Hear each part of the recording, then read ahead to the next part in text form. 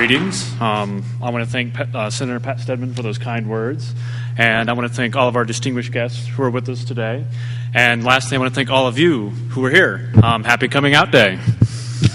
My name is Mike Yost, and I'm a veteran of the United States Air Force. I was stationed at Hill Air Force Base in Utah, just over the mountains there, working with the 729th Air Control Squadron. I was a radio technician.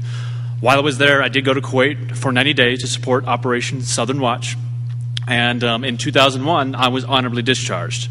Now, for the 4 years that I was in the military, I was in the closet. And as I like to say, when I was in the closet, I was deep in the closet. I'm talking about miles beneath the surface of the earth, kind of deep in the closet. And I was there because of my religious background. I grew up in a very strict religious environment, went to a private Christian school, church 3 times a week, and homosexuality was, without discussion, it was a sin. It was an abomination. And when I was a teenager and I realized that I was gay, I kept it to myself. I tried to deny who I was as an individual. And when I left home and joined the military, that process became exceedingly difficult. And I needed someone to talk to. I was struggling. I needed someone to confide in, but I couldn't. Don't ask, don't tell held the key to that closet door. So as a result, I isolated myself. And that isolation, it festered into like a depression. Now, I don't want to give the sense that my 4 years in the Air Force was all doom and gloom. It was not. I met some of the greatest people that I've ever had the pleasure of working with, and I had some great experiences while I was there. But those experiences were always offset by this constant sense of isolation. So years later, when I got out of the military and I finally kicked that closet door down, which was the best thing that I ever could do for myself, I contacted some of the sergeants and the airmen that I worked with, and the reception was positive for the most part. But I did get some negative reactions, which is fine. I'm a veteran now. I can walk away from that.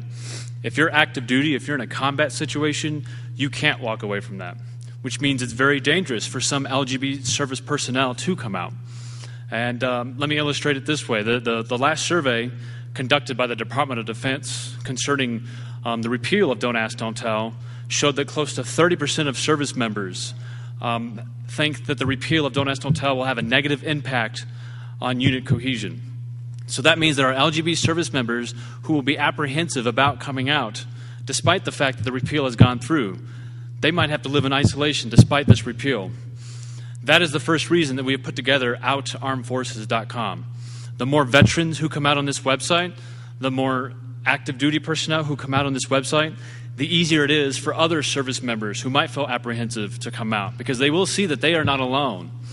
The second reason that we put together this website is I strongly believe that 30% of individuals in uniform who believe that the repeal will have a negative effect, I know that that percentage will go down. It'll go down because we'll put a face to the LGBT community on that website. Friends, family members, Americans who show their support on this website. They will tell the rest of the world that we are no different from anyone else. If you are an LGBT service member who is facing some kind of harassment, if you're a friend or a family member and you know someone in the military who's facing discrimination because of their sexual orientation, I encourage you to go to our website and check out the resources page. The first link on there is the Service Members Legal Defense Network. This organization will step in. They are the people to go to. They have an 800 number for legal advice. They have a LGBT service member. It is the definitive guide to LGBT service members. On the resources page, we also have a number of links. We have Out and Equal, who are sponsoring us today. They are fighting for workplace equality both in the military and in the civilian world. We have a link, of course, to the Human Rights Campaign, outserve.org, American Veterans for Equal Rights, Service Members United. All of these organizations have been fighting to get that repeal pushed through, and they continue to fight for you today. The culture in America is changing, and as a result, the law has changed. When I was in the Air Force, I had to lie to the very people that I worked with, to the people that I relied on for our lives. I had to lie to them, and it violated the very first core value that was taught to me when I was in the Air Force, and that's integrity first. The repeal complements the core value of integrity first. When men and women can serve openly and honestly with the people that they work with, that makes a unit stronger. It does not make it weaker. And it started with you. It started with the people. So imagine if just 10% of the estimated almost 1 million LGBT veterans shared their story online. Imagine if just 10% of the 65,000 active duty LGB members shared their story. Imagine if just 10% of the 70% of Americans who supported this repeal shared their story with us. With those kinds of numbers, no service member would ever have to serve alone and in isolation. So I ask you to join me today on this website and let the world know that we support all of our troops, gay or straight. Thank you.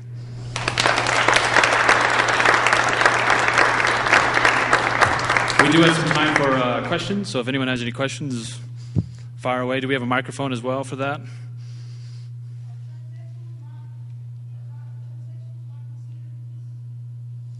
Transsexuals? No. Unfortunately, transgender are not allowed to serve openly.